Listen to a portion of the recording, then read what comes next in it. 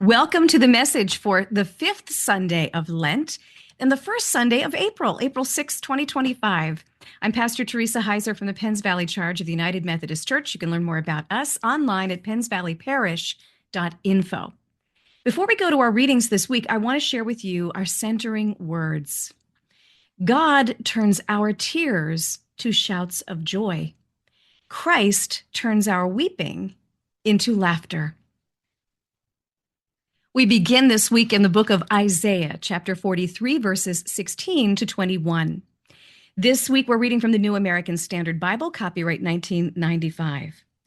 In this passage, Isaiah the prophet recalls God's gracious deliverance in the Exodus and speaks of God's word to Israel specifically, I am making a way in the wilderness.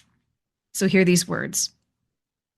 Thus says the Lord, who makes a way through the sea and a path through the mighty waters, who brings forth the chariot and the horse, the army and the mighty man. They will lie down together and not rise again.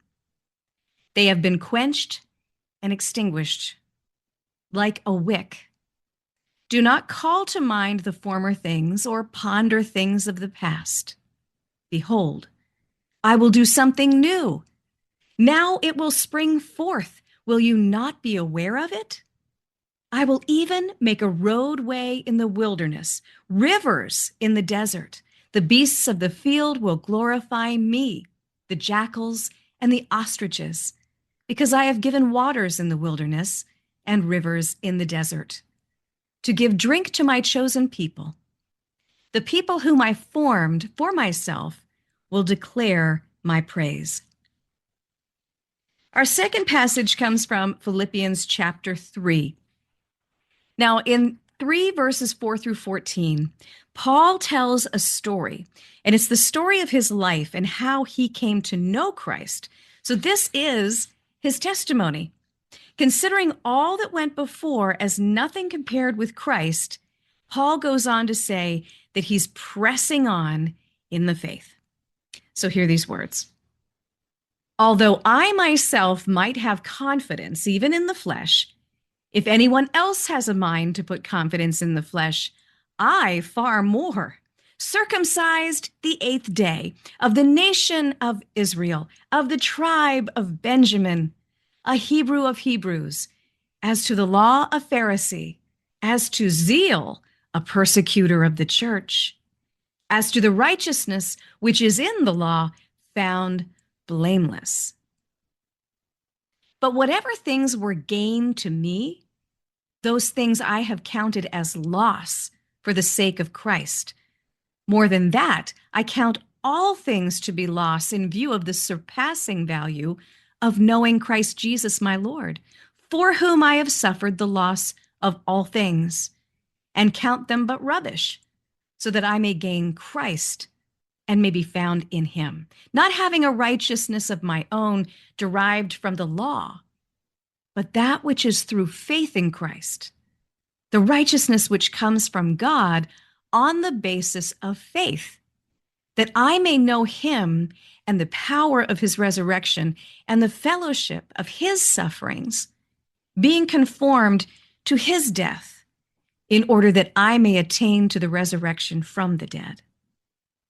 Not that I have already obtained it or have already become perfect, but I press on so that I may lay hold of that for which also I was laid hold of by Christ Jesus. Brethren, I do not regard myself as having laid hold of it yet.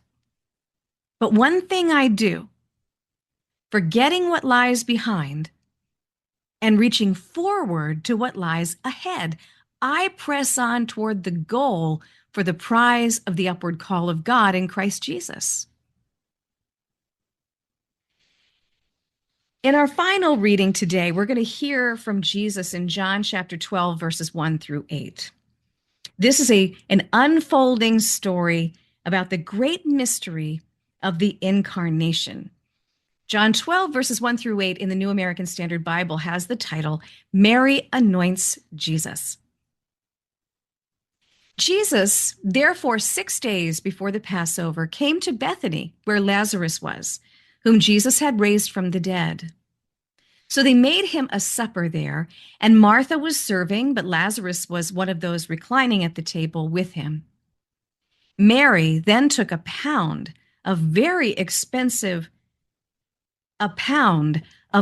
costly perfume of pure nard, and anointed the feet of Jesus and wiped his feet with her hair. And the house was filled with the fragrance of the perfume. But Judas Iscariot, one of his disciples who was intending to betray him, said, "Why was this perfume not sold for 300 denarii and given to poor people?" Now he said this not because he was concerned about the poor, but because he was a thief. And as he had the money box, he used to pilfer what was put into it. Therefore, Jesus said, "Let her alone, so that she may keep it for the day of my burial. For you always have the poor with you, but you do not always have me." This is the word of God for the people of God. Thanks be to God. Imagine for just a moment you're at a dinner party, a gathering of close friends.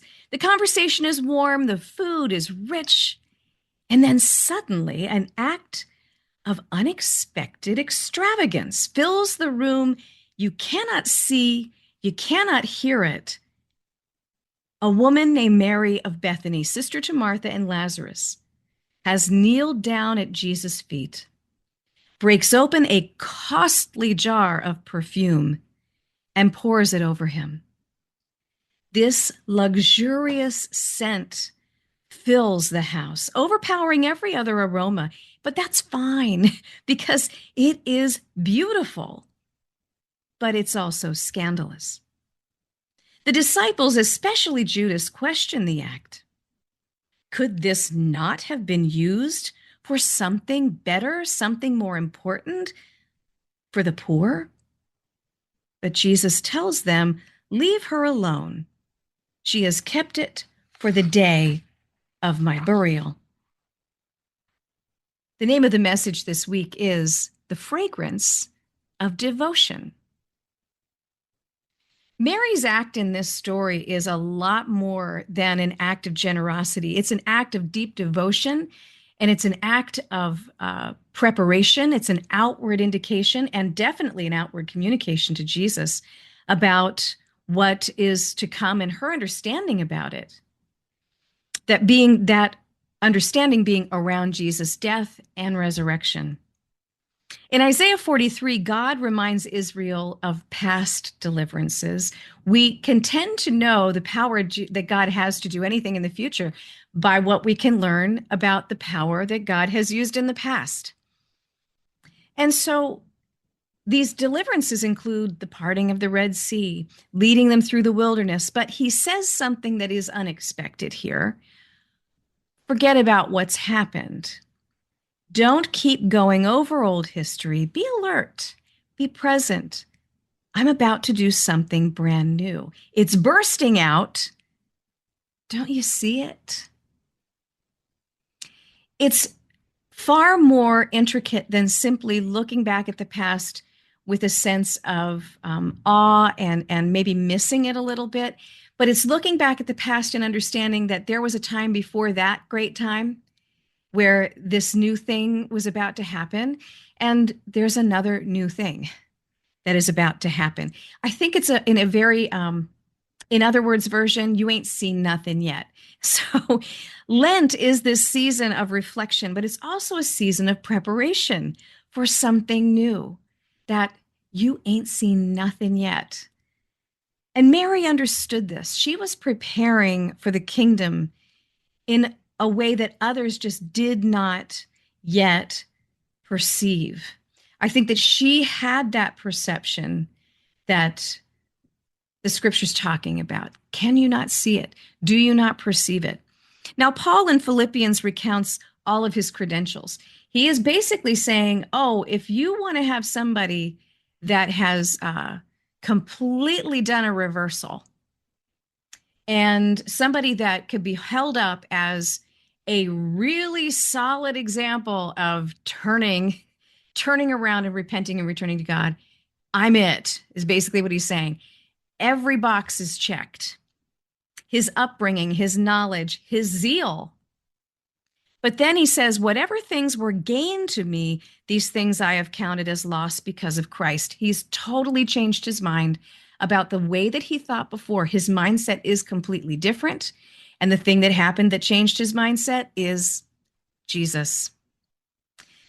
Mary embodies this truth when she takes what's most valuable to her and pours it out for Jesus. And this is what Lent is meant to call us to do. Consider what we hold on to, maybe even a little too tightly, and release it in devotion to Christ. C.S. Lewis wrote something I really like. He wrote, "Love is not an affectionate feeling, but a steady wish for the loved person's ultimate good as far as it can be obtained." And that really is true. When we love someone, whether it's our significant other, our parents, our children, our friends, our church family, we do want what is absolutely best for them so far as it could be obtained. And Mary's love for Jesus wasn't just emotion, it was devotion. It was an active and sacrificial love, which John Wesley spoke about, this kind of holiness of heart and life, that true life, or rather true faith, is expressed in action. It's not just talk. I mean, anybody can talk the talk, but it takes walking the walk to really be expressing and living out that sacrificial love in action. And he would have seen Mary's act as an example of what he referred to as practical divinity, where love is poured out without hesitation, without question, even when others misunderstand it. And I would say even, or maybe even especially when others do not, or when others misunderstand it. If you can imagine a young couple with a very comfortable life, hearing about a struggling community and feeling a call to serve in that community. They sell their home, they leave behind their career and that security that comes from a career. They move to work among the poor, and their friends cannot believe it. Their friends are blown away because this is something that makes absolutely no logical sense to them. And so friends might question them. Couldn't you help in a less drastic way? Can't you just write a check? Can't you just go for a day? But they know, just as Mary knew, that love often requires a more costly all-in devotion. What will you pour out? That's a really good question, but it is something that we're meant to ask ourselves during the season of Lent. You know, what are we holding on to that we really need to let go of and release for Christ? How can we offer something costly in devotion to Him? You know, how might others smell our love for Jesus in our lives? Get a really good whiff of that love that we have for Jesus. There are many different ways that that could take shape. It could be giving up some of our time to spend it ensuring that we are studying the Bible with people who are very good Bible teachers. I mean, there are so many things that we could do to offer that could feel a little costly to us, which is why there is so much that I find that is so in common between the people who lived in Jesus' day and people living in modern day. They had a lot of the same problems, a lot of the same challenges, a lot of the same bad habits, and some of the same good habits too. So this week we get to ask ourselves, what will we pour out for Christ? With that, I'd like to close the message with a word of prayer. Lord, you've given us everything. And in this season of Lent, we ask you to teach us to pour out our lives in devotion to you. And may our love for you be as fragrant as Mary's perfume, filling the world with the wonderful, beautiful, graceful aroma of your grace. Help us to count all as lost compared to knowing you. Give us hearts that are ready to embrace that new thing that you are doing in us and through us right now. Let our faith be more than words. Let it be a living, breathing act of worship. It's in the name of Jesus, who poured out his life for us, we pray. And all God's people said, Amen. It is also the first Sunday of the month, which means it is Communion Sunday. So if you have the opportunity to come out to one of our churches, we would love to have you. You can watch the recorded services later in the day on Sundays. They are made available. But whatever you do this month, as we are preparing our hearts for Palm Sunday on the 13th and Easter Sunday on the 20th, I hope that you are getting a little closer to Jesus during these days. You'll find out all the events that are coming up, especially our different worship schedule for Easter Sunday. We don't have our usual worship times that day, so please check that out at pennsvalleyparish.info. Till next time, have a wonderful and very blessed week.